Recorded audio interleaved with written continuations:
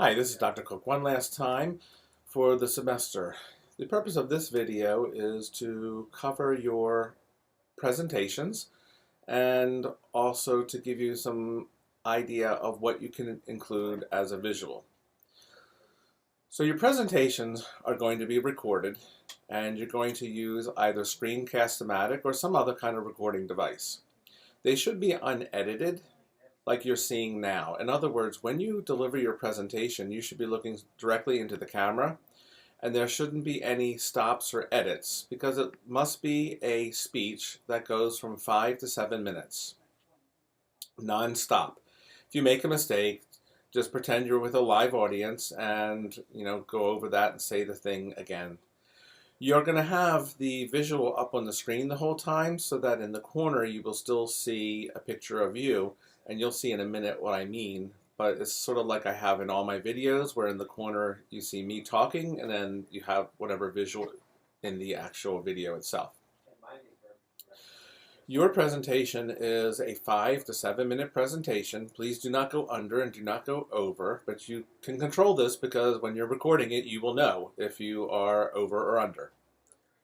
Your presentation is about your final paper. You do not need to read your final paper. You are just going to have a casual conversation, extemporaneous. You may use some notes, which is your outline, but you're going to give us an idea of what are the 4 or 5 big ideas or points that you want us to know about your presentation. The actual visual that you're going to use is only used to enhance your presentation. In other words, the focus of the visual is just for to enhance. The focus of the presentation is you, not the visual. In other words, do not create a PowerPoint with multiple slides and just simply go from one slide to the next in which you are covering your presentation. So I'm going to give you a couple examples. I'm going to show you a couple PowerPoint ideas, and I'm also going to show you a Word document that one student used in the past as the visual. So let me give you an example of some different ideas that one can use as a PowerPoint. This first PowerPoint slide is just one slide, and what it is a picture that enhances his presentation. So this student did it on the use of robotics, and one of the points that was made in the paper is that robotics can do such fine movements that it could even do sutures on a grape, and so that's what this visual here is representing. At the bottom, you will see that there is a citation for the image. So you want to look up how to do a citation for images in APA. Now you can either Google that to find that out, or you can look in the textbook because it also is in the textbook. But I would like a citation. So whatever visual or image that you use, if you didn't create it yourself, make sure that you give a proper citation like the one here on the bottom. Don't just put the URL, because the URL, that is not the proper way to cite. And that's one of the purposes of this course, is to go over citations.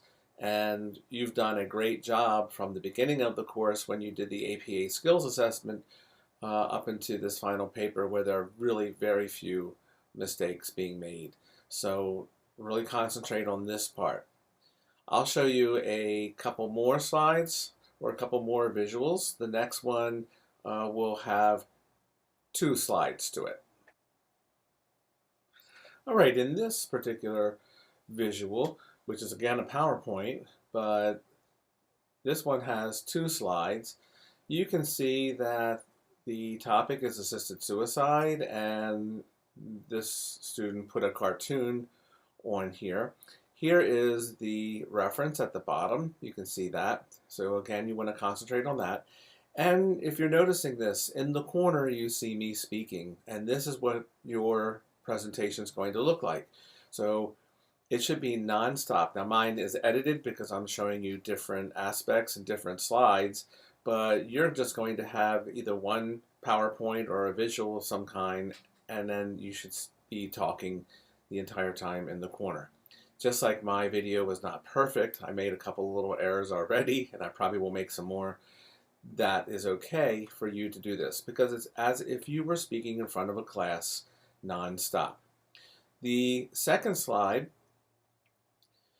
what this student chose to do is to just go over the 4 points that she's going to cover in her presentation. This is a nice thing to do because it's almost like an agenda. So as you're listening to the presentation, you can follow along to see where she is.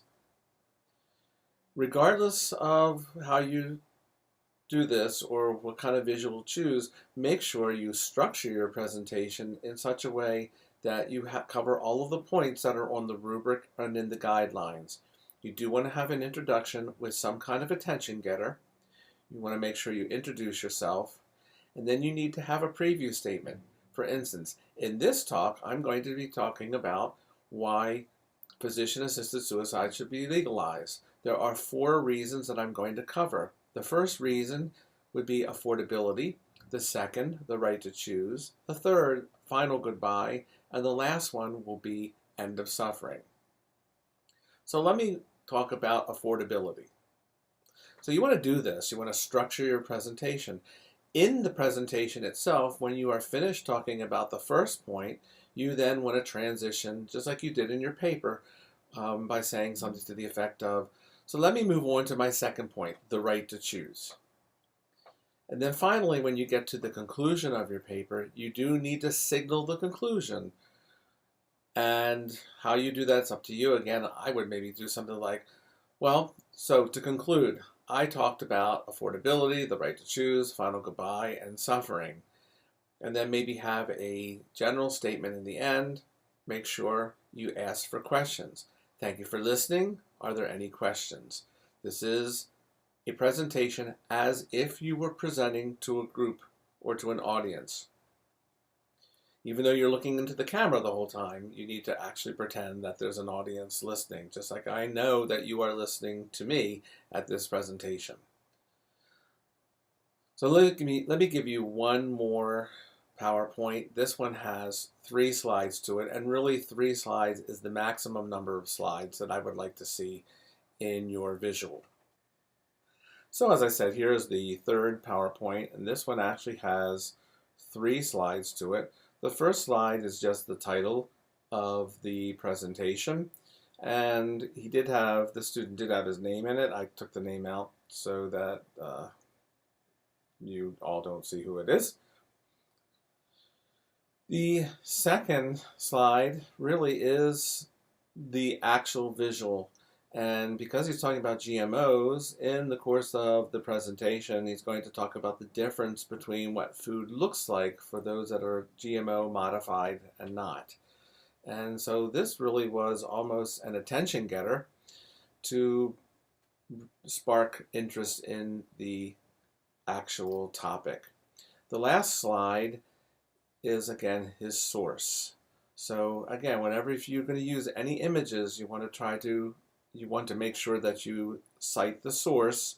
You can either do it underneath the picture like you saw in the last ones, or you can make a third slide and put it in as a reference page. So let me move on to 2 ideas that are not PowerPoints. So you don't have to use a PowerPoint for your visual. So up to now, I've given you some visuals that were dealt with on PowerPoint. This visual is actually one that someone created on a Word document. The topic was on agriculture and what was called precision agriculture, and he's trying to make the connection between the food and dietary needs and agricultural output, excuse me. So it's just basically a graph, and this graph will be used as his attention getter. At the bottom here, you can see his source. Now, this is not an APA format, so this would lose a few points. But again, you don't actually have to have a PowerPoint. You can have a Word document as well. It is a visual. In other words, it is something that we can look at that will help enhance the presentation. I do have another sample I'll show you in a second. So this is another example of a student who decided to use a Word document rather than PowerPoint. Again, the purpose of her visual is to spark interest in the topic. And obviously she is dealing with animal testing and is a proponent of animal testing as long as it's for research purposes and for medical purposes. So that is the purpose behind this picture. And at the bottom, once again, you can see her citation. So I hope you got some useful information from this video. Really, I wanted to just briefly touch on the presentation itself, but more importantly, because a number of people had questions, I wanted to bring up the visuals and what is expected in terms of the visuals. This also gives you an idea of what you can do when you record it. So your picture should be in the corner. It should be an unedited version, so not like mine, but for the most part I talked straight through except when I was changing between documents. If you make a mistake like I did or stumble, you just continue and say it again. It's not a big deal. Just double check your time, whatever software you use. If it is, I use Camtasia, but if you're using Screencast-O-Matic, which is the free one, it'll give you the time on it. So you just want to make sure that you are within the time frame. Your visual you will have up on the screen the entire time, and you can adjust the size of your picture so that is a little bit larger. I always leave mine kind of small and in the corner, but it's a way for you to see that I'm actually talking the entire time while presenting. Don't do a voiceover. In other words, I still need to see you looking at the camera and not reading. You can use your notes, but just remember, in looking at your notes like this, one can actually tell. So you want to look at the camera as much as possible and then just glance at your notes now and then if you need any help. So that pretty much wraps up our course. I hope you had an enjoyable 15 weeks. I think you worked really hard, and I commend everybody for their perseverance in getting through.